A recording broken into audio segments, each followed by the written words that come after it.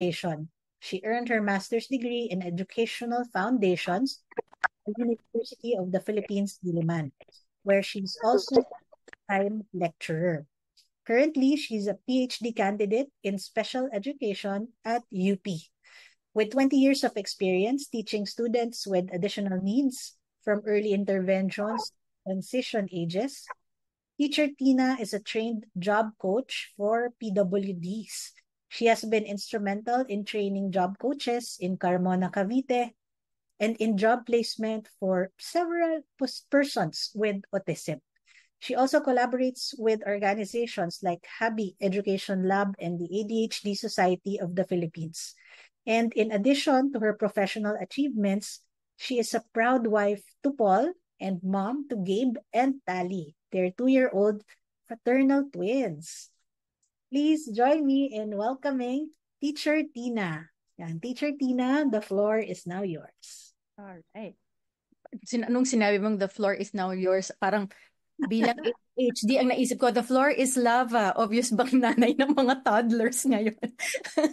But anyway, thank you for the introduction, Ray. Good afternoon to everybody. I think kasalanan ko rin, sa akin nang galing yung bio note, pero hindi ko nalagay. Ako rin po ay isang self-advocate. So I am with the ADHD Society of the Philippines because I was diagnosed also with ADHD as an adult. So pagka-graduate ko po ng college, doon po ako na-diagnose and that was the start of my teaching career, and I've been at it for the last 20 years. And ayun na po, kaya. Kaya ng mga neurodivergent. And I think, no, at this point, no, nakakailang oras tayo. Medyo matagal. For someone with ADHD, matagal itong event na ito. But I see that everyone is still glued dito sa mga usapan, no? I think it's wonderful that we are hearing stories, narratives about the neurodivergent. Marami kasi kung pag-uusapan lang ay mga neurodivergence, no, ang usually naririnig natin ay yung mga nagtatrabaho to help the neurodivergence. Madalas ang naririnig natin yung point of view or perspective ng teachers, ng psychologists, ng DevPeds, minsan ng parents rin, pero hindi pa nga siya as empowering, no, as the narratives that we heard today. So I am very, very grateful and thankful for the organizers of this event. First of all, for the invitation, no, for me to moderate today, but also kasi it's such an experience to hear actual stories. I don't know how you're feeling after the 3 hours of listening to the different narratives. Na nakita nyo, no, how well spread the topics are. Maraming na cover, and I'm sure whatever topic that is, no, meron at merong mga kwento na nakarelate kayo or that resonated with you. So maybe we can process a little bit about those feelings as well, no? Baka yung iba kasi are especially the first part, no, very empowering. Nakakaano nga, no, sabi nga nakaka-proud, nakakatuwa. Kung nagulat kayo o kaya medyo naawa rin dun sa ibang stories, okay lang din yun, no? All feelings are valid, sabi nga nila. But then ako, I would like to siguro just to remind us, no, about why we're doing all of this. Yung stories ng neurodivergence. If kasama dun sa mga responses natin or reactions natin sa mga kwento nila are awa at gulat, maybe we also will have to step back and rethink, ano ba at saan ba tayo nanggagaling. Sabi, nothing about us without us. These are actually real stories of persons who are neurodivergent, but then talaga bang nakakagulat, no, na maraming abilities, maraming kayang gawin ang mga neurodivergents. Sabi nga ni Red kanina, different but not less. So if meron pa ring awa, meron pa ring gulat, meron pa ring ganun pala, let's maybe eventually try to work on moving forward. At yun nga, no, yun ang point ng lahat ng ginagawa natin ngayon, lahat ng mga narinig natin, especially the NPRA or House Bill 9787. we've been talking about feelings. Marami actually tayong mga nakita na mga reactions, no, to all of the narratives that we've heard. And we have actual people that we invited, people who work with neurodivergence as well, who sent their own reactions or responses to the narratives. So at this point, I would like to ask the tech team if we could pull in or pull out the video sent to us by Sir Grant Javier. So Sir Grant Javier is the Executive Director of Project Inclusion, and Project Inclusion Network also worked hand in hand with the Philippine Business and Disability Network. Kakatapos lang ng kanilang conference last week ba or a few weeks ago.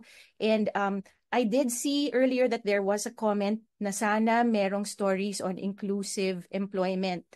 So narinig niyo yung story ni Red kanina. Maybe we can also hear the response of Sir Grant. So let's play this video.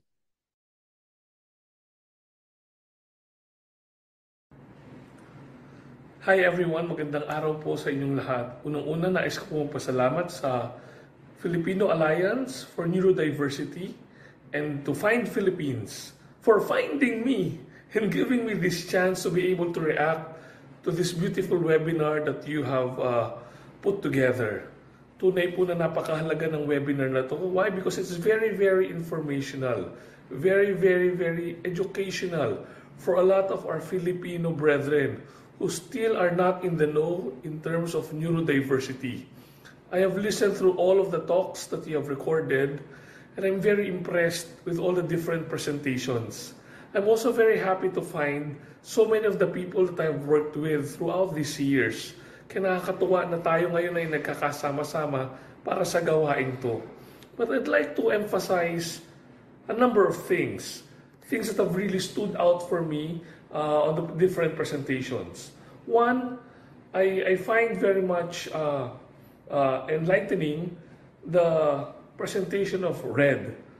I met Red last year in the first ever Philippine Disability Expo. And I was very pleased to have met him there. Why? Because I've been really looking for self-advocates, persons with disabilities, persons with autism, who can really advocate for themselves. Why? Because we need people like Red and all of the other presenters here. As we deal with the different companies, we have to be able to show them that truly persons with disabilities can. What do I mean by that? When Project Inclusion Network deals with these companies, we tell them that the best advocates for persons with disabilities are the persons with disabilities themselves. Kaya naman nakakatuwa na marinig mismo mula kay Ren ang kanyang naging journey from graduation, from education to graduation to his OJT internship, to his work, and then all of his different learnings. Kaya nakakatuwa na siya mismo nasasabi niya to because this definitely shows how true the mantra that we say that the best advocates are the persons with disability themselves. Second, doon po sa kinikwento niya, doon po sa bill on yung NPRA, he mentioned a number of things there. And all of those things that Red have mentioned there actually are the things that we've already been working on in Project Inclusion Network. That's why you have an ally in Project Inclusion Network. First and foremost, we educate, we capacitate companies to make sure that persons with disabilities are not only able to access the jobs, but definitely they will be given reasonable accommodations for them to perform well in the jobs that they need, that they want, and that they are hired for. Sinisiguro namin yan.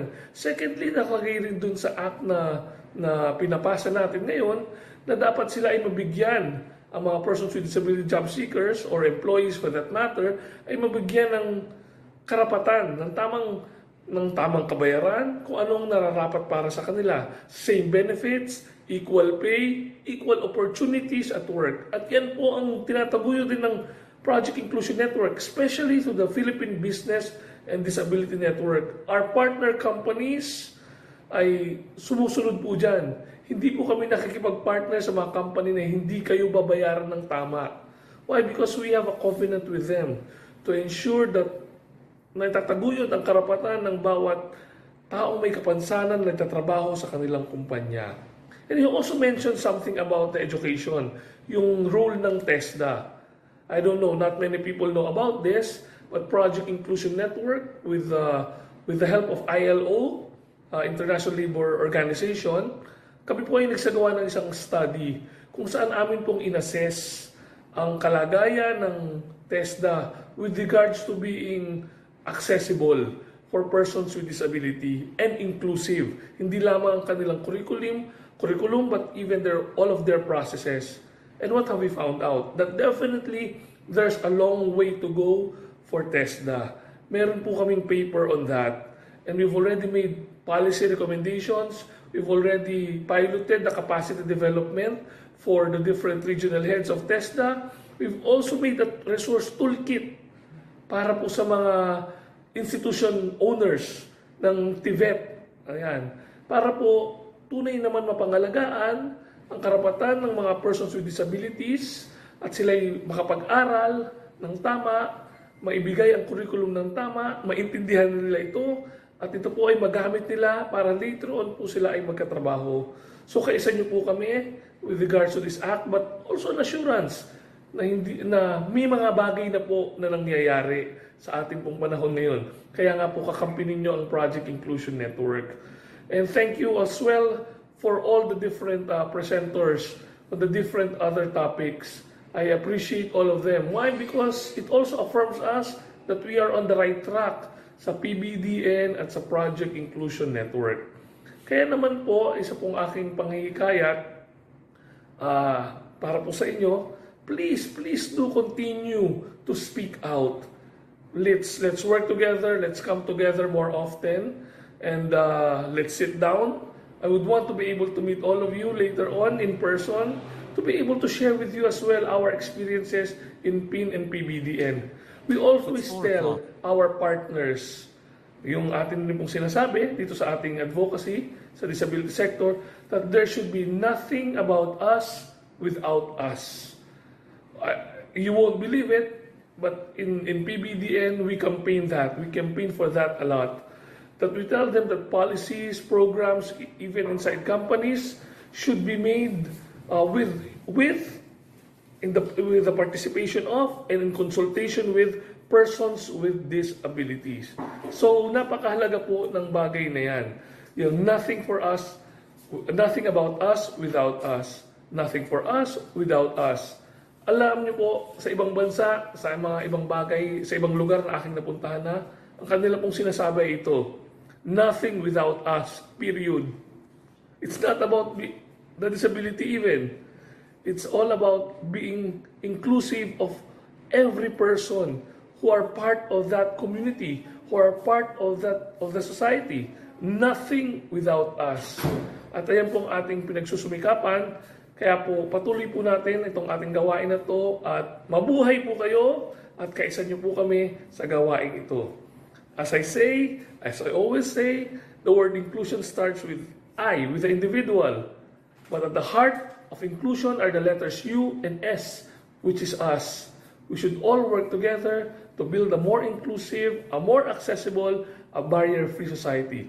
Because inclusion is the work of all and it benefits us all. Thank you very much. This is Grant Javier from Project Inclusion Network and Philippine Business and Disability Network. Yan. Maraming salamat po kay Sir Grant. So kitang-kita natin dito na very empowering talaga, no, how yung response niya, nakakatuwa rin, no, na marinig yung actual na mga nangyayari na on the ground. Sabi nga, marami pang kailangan gawin. Malayo pa, pero malayo na. Yun naman ang ang kailangan din nating matandaan, no. So it's nice to hear also from our reactors. We have one more reactor who sent her message. This is and I'd like to read it because she is not available to join us live. This one, I know this person. This is our reactor is teacher Joanne Coronado. She's a speech and language pathologist and also administrator of Milestones Therapy Center. She sent 2 reactions, but since Mr. JC Sakin is not around to answer her question, I'll just read her second question. And this is directed to Mr. Red Ligot. So Red, Teacher Joanne said, it's nice to know that your experiences as a neurodivergent person in the workplace for the first 6 months is very much similar to most people starting out with their work. I also agree that resting and keeping in touch with your families and friends, especially when experiencing struggles, are very important. Now, her question, what were the accommodations done in your workplace that facilitated you to be able to deliver your job well despite adjustments being made? Okay, so yun ang kanyang question. Would you like to answer? Yeah, sure. In my first 6 months of work, cause at that time I hadn't yet requested any specific accommodations. I was just trying to work as hard as possible. But when I reached that breaking point, that's when I started asking for more extensions. Like when I sort of feeling that I couldn't meet the deadline. Apart from that, another thing that helped is parang requesting that I have more like because I work from home, so parang requesting that if it's all right with them that I take some breaks in between work, like 15 minutes or so, to go outside or get a breath of fresh air, or just to refresh my brain. So that was one of those reasonable accommodations that helped me, so that when I went back to my laptop, I sort of had a fresher perspective on whatever feature I was implementing or whatever bug I was fixing. So those sort of accommodations helped a lot with my ADHD, because there are times where just sitting down straight for like several hours working, it makes it actually harder to do whatever you're doing. You really need to take a step back to get a different perspective on the problem, so that when you get back, you know how to implement it. And it also helped a lot that especially when I had the a depressive episode, they allowed me to have they allowed me to use my vacation leave and sick leave in consecutive times, that I really had some space to you know uh parang recover with my family. That was around like last year, I think, that I really requested that I needed to take a really long break. Like I think parang umabot ng halos 2 weeks ata. Like so that was 10 days off. I had to use some of my leave credits, but I mean, luckily pinayagan naman ako. Because yun nga, in-explain ko yung sitwasyon ko na parang halos gusto ko nang mag-resign sa work at that time. So I really needed to think deeply about where I was going. I had to talk to my parents and process what was happening. So yun, those sort of things helped a lot when I was at work. So yun. All right. Thank you very much for sharing that, Red. And I think what's important to remember here, to understand, is what accommodations really means. Kasi, or what the term really means, as opposed to pinagbibigyan or parang binibigyan ng special treatment. In special education, we have what we call accommodations, which are hindi naman opposite to, pero iba rin siya sa modifications na tinatawag. We have curricular accommodations.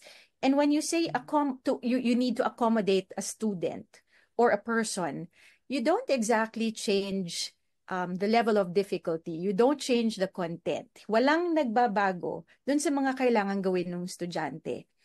Ang nagbabago lang yung delivery. Siguro, minsan yung deadlines nga not even, sometimes it's a stretch, no, kung ipapa-extend mo ang deadlines. Pero alam din natin na minsan hindi posible yun. Pero hindi lang kasi yun ang accommodations, no? So we have other accommodations, such as, sabi mo nga, maybe taking breaks in between, hindi kailangan dire-diretso. And I think that's true for work, people working from home, kasi parang monitor usually ang ang work kapag like I think there are some that minomonitor pagka lumalabas nung nagsistep out of the monitor, etc. So, simple things like that, no?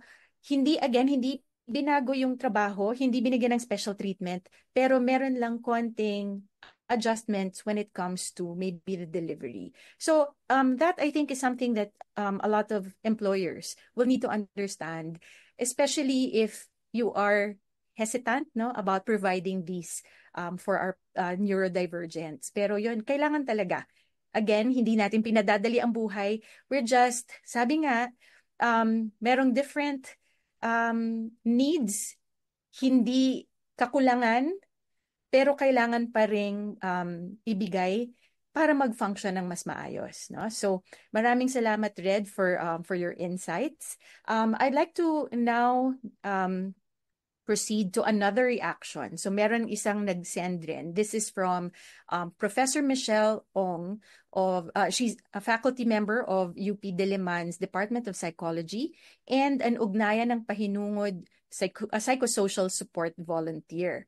So this one, she sent a question actually for teachers. But I think due to the nature also of her question, anyone from the speakers, from the resource persons, or maybe yung mga in-invite natin kanina to talk, anyone can answer. So ang question niya, can you tell us about the ways non-SPED teachers can be more helpful or supportive? Or do you have examples of how teachers, even when well-meaning, might inadvertently be unhelpful? Okay, I think, although parang ang teacher yung tanong, no, I think best persons to answer this would be the neurodivergent kasi coming from their perspective, no, paano ba pwedeng makatulong ang mga teachers, lalo na kung hindi sila SPED trained or wala pa sila masyadong alam about inclusive education practices. So, sino ba ang mga pwedeng sumagot? Who would like to perhaps offer some insights? I know here in the Zoom chat room, we have several people. Dun sa mga nagsalita kanina, parang, Carla, you're here. Are you okay to speak or just here in the chat room? Sorry. Naghahanap ako ng mga pwede kasi Hi, sorry, I'm here. I just had to fix my Sorry to background. put you on the spot. It's okay, it's okay. Sorry to put you on the spot. All right. You might want It's to okay. answer? Yeah. This is not limited to teachers. I think this is limited to this is open to school administrators as well. But having an open mind to accept students with neurodivergent or the neurodiverse students, because although we have the Inclusive Education Act, a lot of schools would still say, "Oh, but we're not in the capacity to handle students such as this is very more particular for ADHD and children in the spectrum." Na schools would say, "Oh, we're not ready to accept students such as them," without actually assessing yung bata. So I think yun yung una that first they have to get in the schools. First they have to get into the educational system first. Another thing is, so assume natin na the student is already enrolled. Yung instructions, it has to be common sense is not so common. This is a communication thing na i-assume natin. We always have to assume na hindi dapat wala pang alam or something. We don't assume anything na dapat alam mo na to by this time or dapat you're able to do this or so always ask questions. Treat them like you would any other student because we know if we're being treated differently. So yun yung things that I observed during my tenure as a student, and things that I would have wanted to have happened differently. So yun. I hope that answered the question. Yeah, thank you, Carla. Actually, there's I think so many ways no that we can answer this question. Sabi nga parang directed siya sa mga teachers, SPED teachers, but actually parang yung root ng sagot na to dapat nang gagaling sa mga neurodivergents, because as we said nga nothing about us without us. Sorry, parang no, ilang beses nating uulitin yan, yung phrase na yan today. But it really is true. Sanay tayo na we turn to the so-called experts. Yung mga may training, ganyan, pagdating sa education. Of course, I'm an educator. Pero I'm not, trying to say na hindi importante yon. Pero kasi, kung nakakalimutan nga ang perspective ng mga actual recipients of education, our actual learners, minsan, walang sense yung napakagaling ng training mo kung saan ka man nanggaling na bansa trinain, no? Yung mga educational degrees mo. Wala yon if you are not listening to the students. So sabi nga ni Carla, the mindset is really important.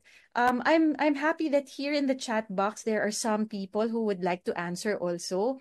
So I think si Sir Kim Lawrence Esperanza, would you like to answer, sir, also? Narinig niyo ba ako? Yes po. Okay. Dapat yung mga information, aside sa mga pag-provide ng visual aids, dapat yung information dapat clear and direct, according to Mariam. Tsaka, hindi lang clear and direct, dapat digestible din. Tsaka, yung mga information, para makomprehend, dapat may bullet points. May bullet points naman siya, para madali naman makabisado at ma-take down yung notes. Kung mahaba yung information to the point na parang nakakabobo na, parang paano ko mamememorize? Kung sobrang pagkahaba-haba ng information, kung hindi ako magkakamali, please correct me if I'm wrong, information overload. Kasi sa sobrang haba ng information, ang hirap talaga ma-memorize kasi yung academics, it's more on memorizing and complying. Pero hindi ko dama yung learning Pero ang tunay na learning, yung pagkatuto ko sa labas ng school. Kailangan ko matuto at my own pace. Hindi tulad sa school, parang you have the specific deadline at the specific time para magawa yung pinapagawa ng teachers. So yun na po yun. This is from my experience na hanggang senior high ang natapos ko. I'm currently working at home, by the way.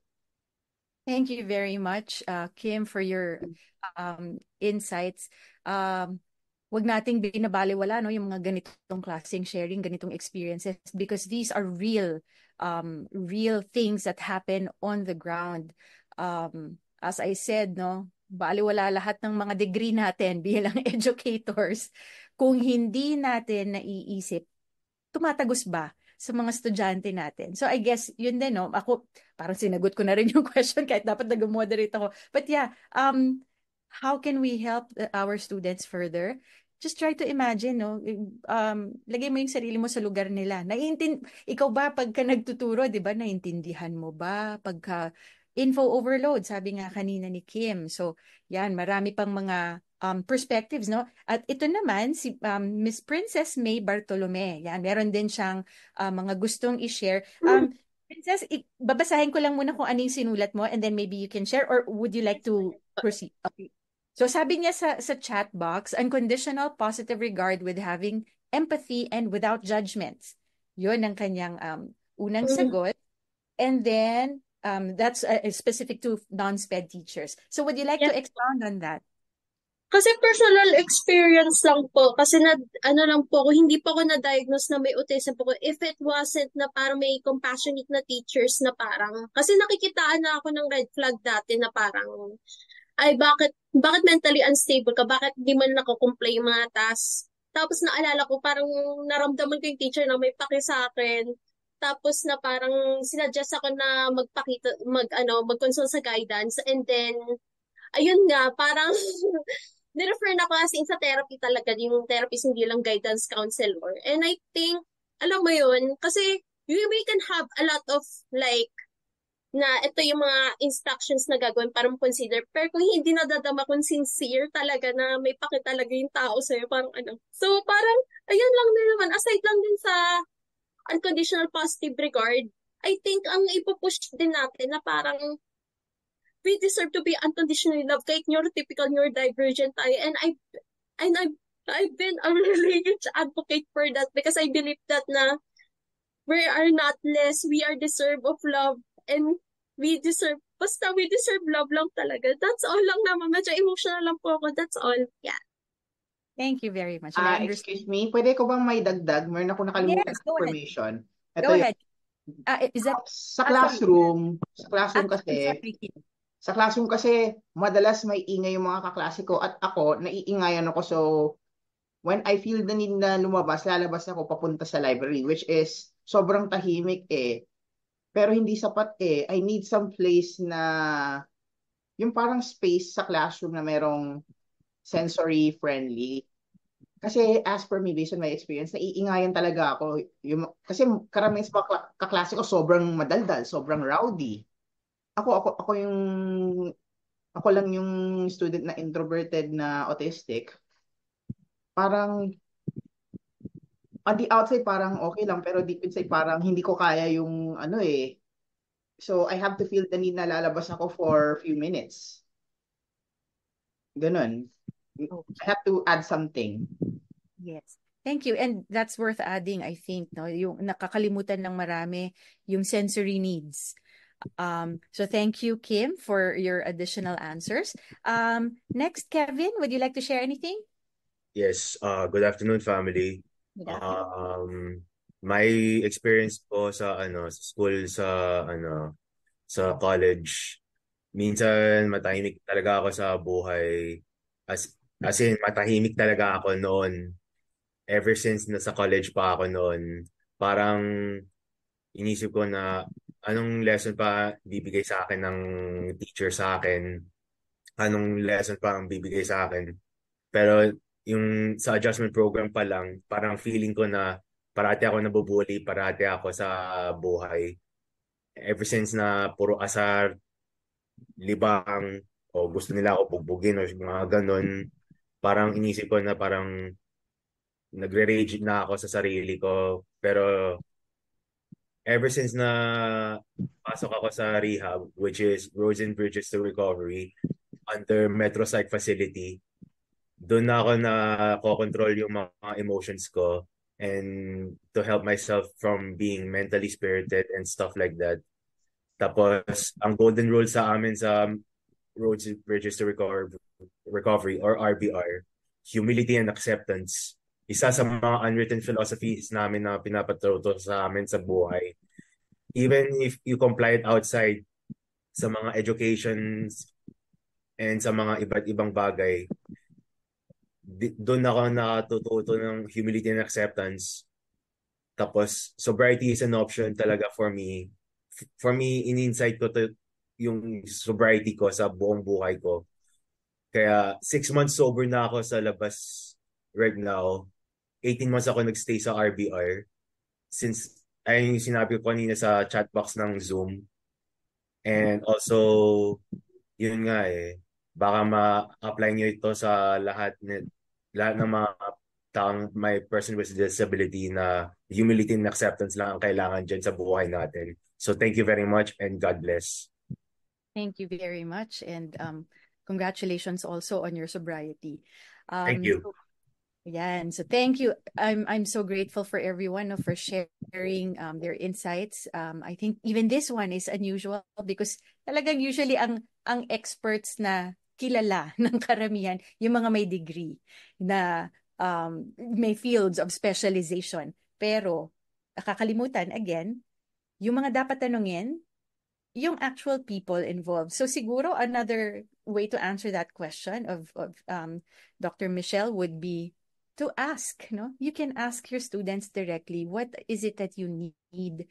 How can I help? Okay, maybe one more person to answer the question of Dr. Michelle before we move on to the next topic. Mr. Rafael Angelo Dailo.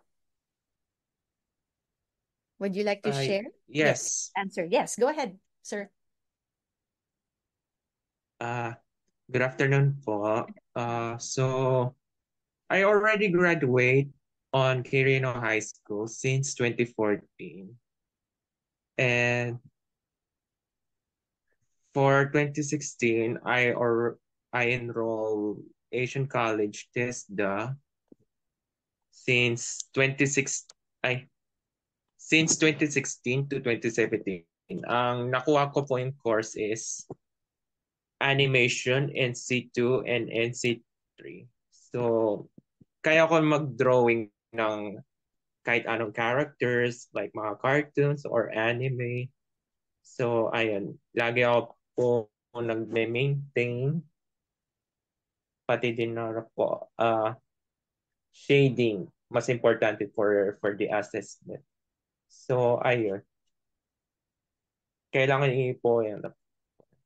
For recently, nakapasa po ako ng NC2 and NC3. So, thanks to my trainer and my last classmates. So ayun po. Nag-a-apply po ako ng job ng autism at work. So I met Ma'am Mona. She's a president from ASP Kamuning po. So ayun, I learned speaking Japanese. So ayun, nakapasa po ako ng interview. And so ayun, nag-start po ako ng job ng Dotonbori Okonomiyaki Inc. since almost dapat po sana 6 years po eh. So ayun, nag 5 years na lang po ako ng Dotonbori. So ayun, I decided to resign my job. Grabe, sobrang sakit po talaga. Sobrang depression po sa nangyari. Kasi umaalis ng dating kasama ko. So, na-feel ko yung na-burn out. Ayun. Pati din, yung dating manager ko umaalis dahil, ayun, may family problem katulad ko. So, ayun, I decided to resign my job last February 1 kasi di po ako sanay sa puyat sa gabi galing sa work. So, ayun po. Also, I already enrolled the TESDA program as Bread and Pastry NC2. Sobrang ikli po yung assessment namin po. So, ayun po, nakapasa po ako ulit sa NC2. So anyway, dami ko pong skills yung ginawa ko po para at least natutunan ko po lahat. So, ayun. Mahirap po talaga maghanap ng job. Sana may exist ng program ng PWDs or other autism adult autism program para ma-open ang job. So, kaya ko na magdasal. Sana maghanap ng mas magandang job. So, ayun po. Yun lang po. Thank you. Thank you very much, Mr. Dailo. Nakita natin no na may mga opportunities, no? Minsan hindi para sa lahat, no? Hindi pa accessible talaga sa lahat at ganun kadami yung mga opportunities din na kailangan natin i-open for our neurodivergents. Going back to the question no of Professor Michelle regarding what teachers or non-SPED teachers can do so that they can be more helpful or supportive, maybe we can also ask yung mga teachers no na nag-support dito sa mga success stories na narinig natin. Peer collaboration and learning from each other, learning from other peers, I think is very important. And it would prove to be a good culture na pwede natin din i-develop sa education community. Now at this point, I would like to call another reactor, pero nandito siya live. So maraming salamat. I'm thankful that you're here, Teacher Dom. So Teacher Dominic Chok is an instructor at UP College of Allied Medical Professions. He's also an occupational therapy consultant at Chatter Therapy Center. He studied Bachelor of Science in Occupational Therapy at UP College of Allied Medical Professions and with De La Salle University as well. And I attended one of the trainings that he gave on transition planning. This is with Idea Initiatives a few years back. So I'm glad to see you, Teacher Dom. Would you like to share your reactions also? Thank you. Thank you, Ms. Tina, and good afternoon, everyone.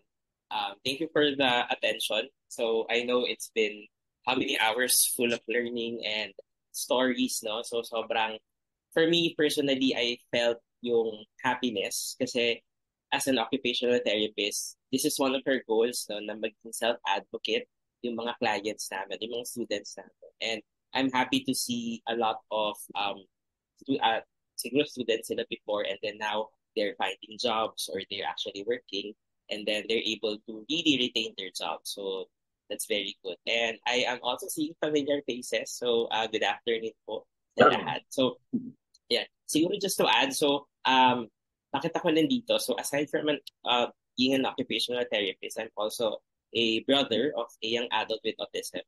So although hindi siya yung story namin is different, no? Kasi syempre iba-iba naman tayo ng narratives and stories. Pero I'm very happy and heartwarmed na parang grabe, ang dami na talagang different opportunities for those na neurodiverse. So siguro just to share yung reactions or insights ko din sa mga topics natin. No? So first, education, I agree na kailangan talaga working collaboratively tayo with teachers and the student. No? Kasi sometimes we are very particular with the curriculum na kailangan maaral mo to, kailangan ito yung makuha ko. Pero how do we actually accommodate? Like you mentioned, Ms. Tina, like ano yung mga reasonable accommodations that could be applied or that could be used or utilized dun sa classroom na yon? Kasi at the moment, di ba, yung special education classes natin, exclusive pa rin, no? Naka-exclude sila for most schools. So, kailangan pa rin natin ng more inclusive education, di ba, na sinasabi. And I think marami na tayo mga initiatives para magkaroon ng inclusive education dito sa Philippines. So I hope that the different organizations in this webinar would be able to help or collaborate para mas ma-push natin to sa different institutions, different schools, both public and private. Yan. In terms of employment naman, so sobrang inspiring yung kwento ni Red, ni Clara, no? So ang una kong reflection doon would mas maganda talaga kung mas strengthen yung education to employment condition natin. So, what do I mean by that? So, di ba usually, pagkatapos mag-aral, usually nasa-stuck sila. Di ba? Parang, okay, so, pagkatapos ko mag-aral, ano nang gagawin ko next? So, some of them would be able to find a job based dun sa napag-aralan nila, which is good. But however, there are some students na nasa-stuck sila sa bahay nila or hindi sila maalam dun sa resources within their community. So I think this webinar really open a lot of opportunities, especially me na nasabi ko, grabe may mga institutions na pala or NGOs na nabuo at ang leader would be those with yung mga neurodivergent individuals natin. So that's very nice to know for me. And siyempre, share ko din siya sa different colleagues ko kasi that would be very, ayan.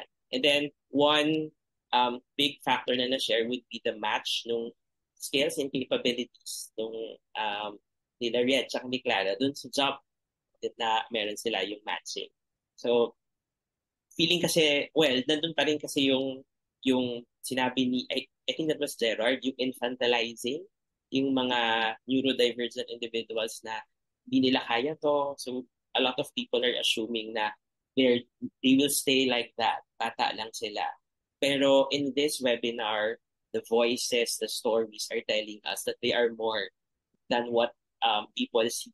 Diba? So I hope a lot of lay people would be open to be accepting them for those in yung may mga neurodivergence or mga neurodiverse. And then in terms of dun sa research and development, so JC is an occupational therapist, so pareho po kami. So I agree with the research na kailangan meron din tayong data to really back up yung paglobby ng NPRA. So if ever you need some support, so you can tap different professionals. So you can tap me po through email if you need manpower or some help or support para at least ma-push natin yung endeavors. Ayan. In terms of healthcare, ito po talaga yung patama sa amin, no, na grabe, no, pag sa specialist, long waiting time. So I would really agree. And I think nag-lead siya sa mga late diagnosis and intervention. So ang pinaka nakita kong concern doon would be nagkakaroon sila ng struggle sa school or sa work. Diba? So hopefully magawa ng paraan na ma-shorten yung waiting time. And I think ang dami ng centers, no? Marami ng clinics and centers around Manila and even outside Manila, Luzon, Visayas, Mindanao na napuput up. So I hope they are some options na meron for our neurodivergent individuals. So I think factor is, of course, mas marami na tayong awareness, diba? Kaya maganda rin yung paglabas ng different things. Another concern that was raised by Mommy Snooki was high cost of care. Diba? Yung from 600 to 1,000. So nagulat din ako noon kasi no, parang when I started working 2011, iba pala yung cost of care sa ngayon. And I was really reflecting after watching the video na, bakit kaya? And I was thinking na ang dami din kasing changes, lalo na sa para-TIGA natin ngayon. So number one is a lot of occupational therapists explore different settings, specifically going into different areas. Ayan. So, of course, it is their decision to explore other areas. So, we have to really support them. Pero yun, yun yung isang factor. Kaya siguro, konti lang yung naiiwan dito sa Pilipinas. Another one is cost of living. So, we know that inflation rate is very high. So, I think meron din siyang correlation somewhat.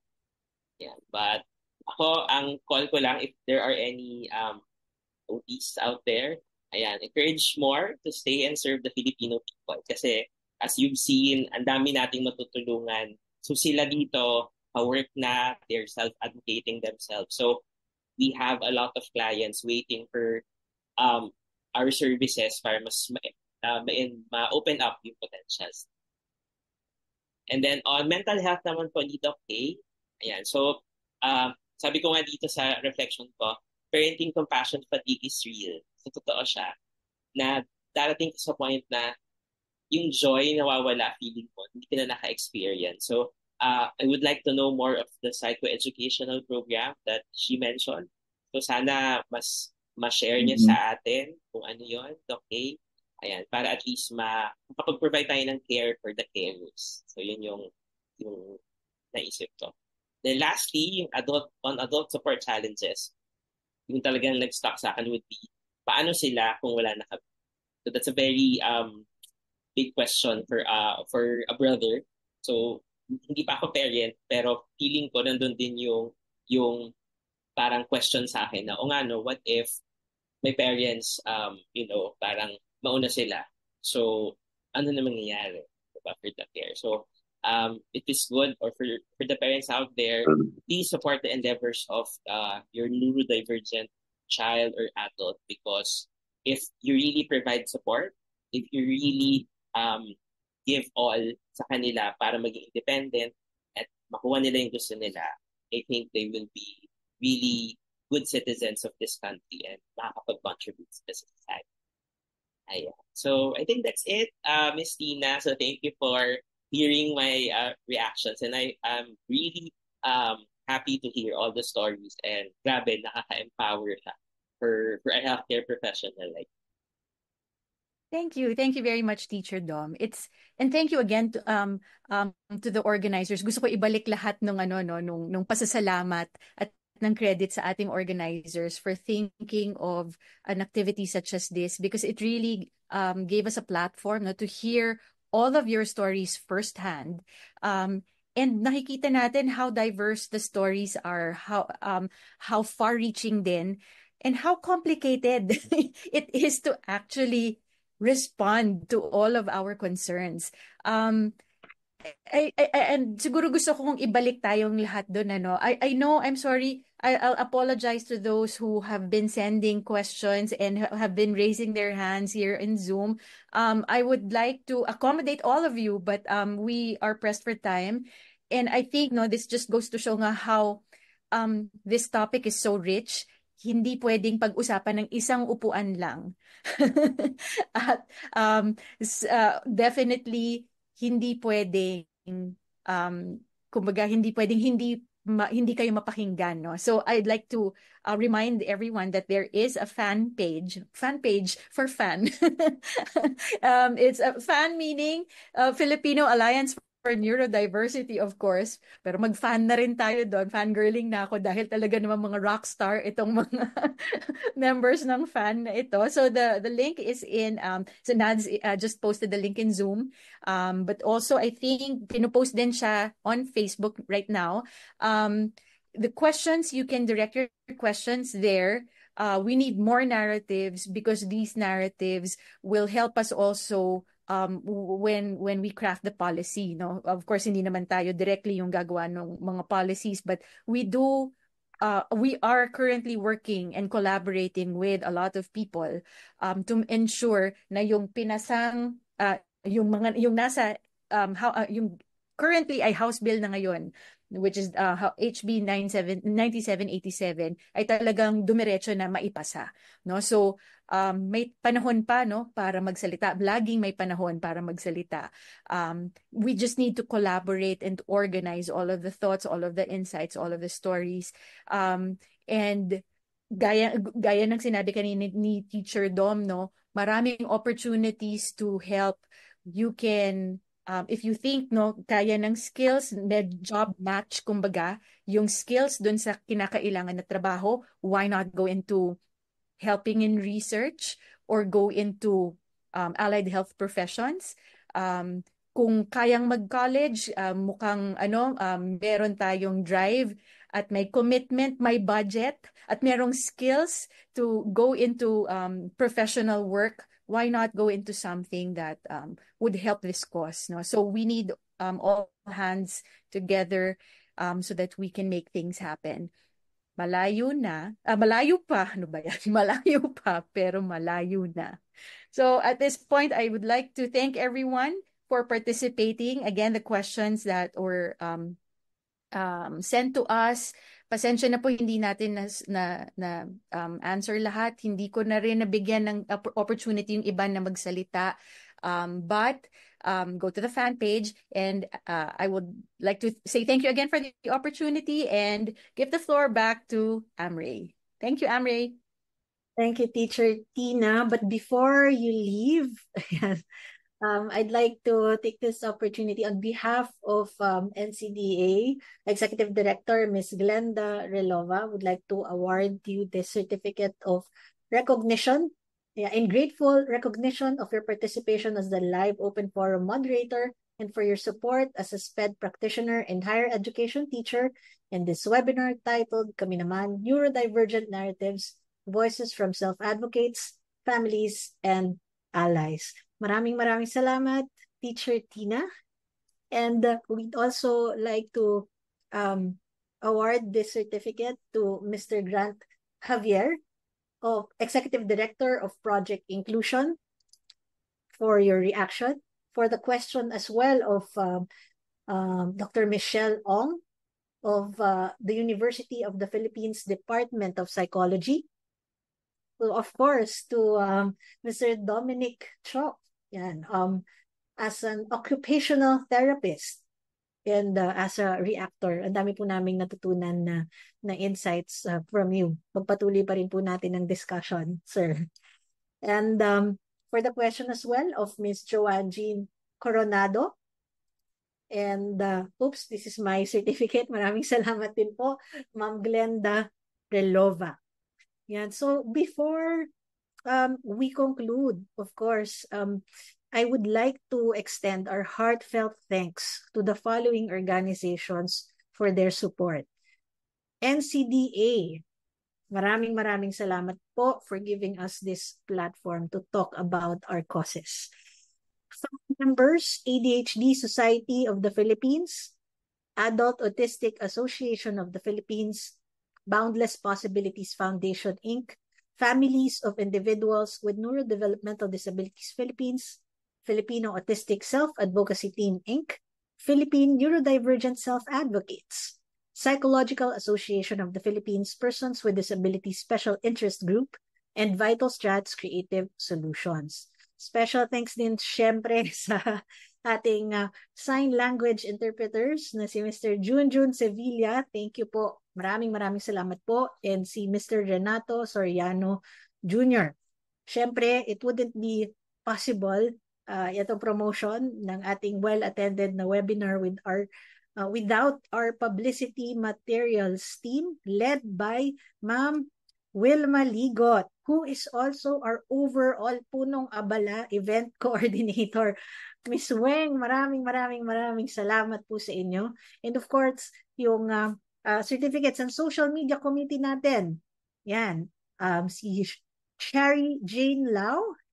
You also have Danielle Lina, Nadswa Mukaram, and Jesusa Humphreys. Maraming salamat sa inyo. So maraming salamat din po sa SPEDabilities.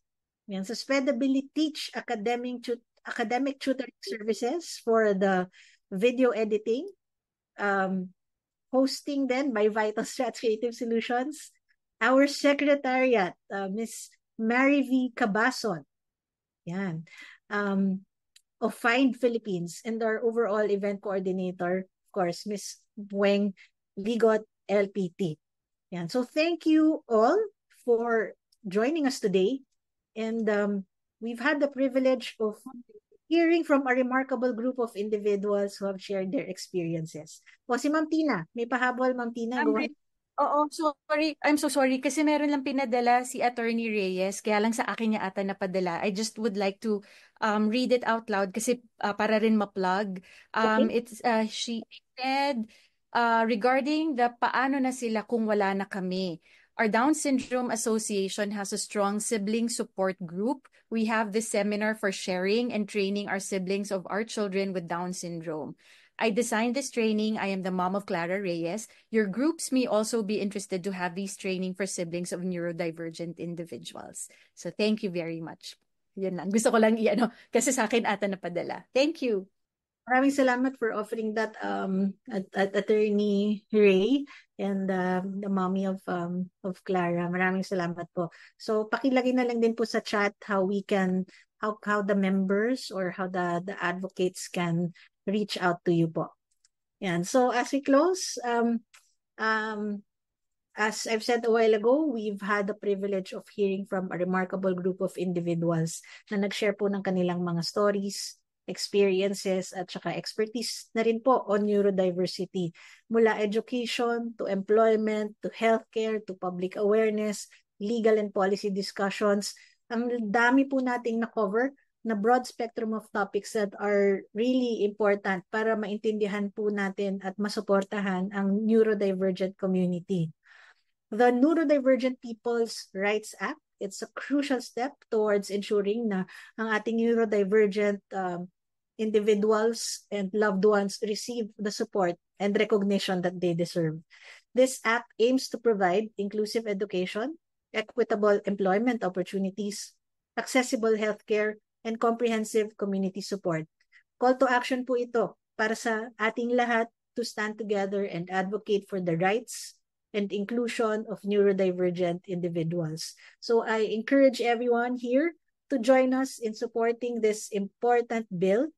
Please spread the word, engage with policymakers, and become an active part of this movement. Together, we can make a significant difference and create a world where every neurodivergent individual can thrive. Maraming salamat po. Kita-kita po ulit tayo. Nandun lang po kami sa fan Facebook page. Let's continue the discussion there and stay tuned po sa mga future programs and activity po ng fan dahil marami pa pong mga discussions na magaganap about this important cause. Thank you very much, everyone. Yan. So I will end by letting you hear our music for NPRA. Yeah. Let me just share my screen.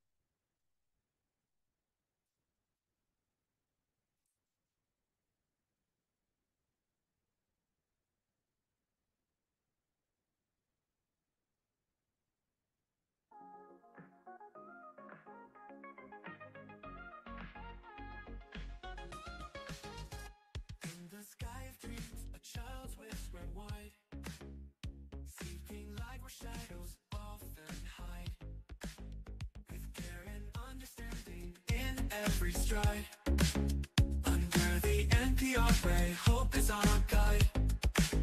A world for everyone, rights and support we will defend. Under the NPR way, unity and hope will blend. In the fields of work, dreams take their flight, with guidance and support shining bright. Hope in the community, hearts unite. In every step, we embrace the light. A world for everyone, rights and support we will defend. Under the NPR right, unity and hope will blend. In the fields of work, dreams take their flight, with guidance and support shining bright. Hope in the community, hearts unite. In every step, we embrace the light.